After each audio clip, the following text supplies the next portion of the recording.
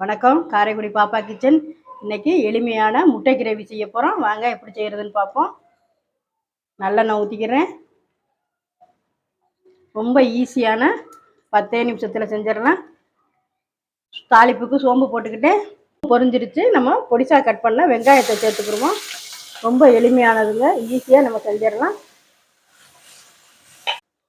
இப்போ வெங்காயம் வதங்கிருச்சு, நல்லா கரைச்சி வச்சுருக்கேன். அந்த தக்காளியும் சேர்த்துக்கிடுவோம். கருவேப்பிலை சேர்த்துக்கணும்.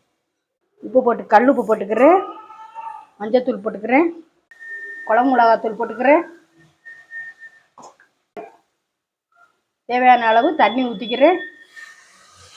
பாருங்கள், கிரேவி ரெடி ஆயிடுச்சு.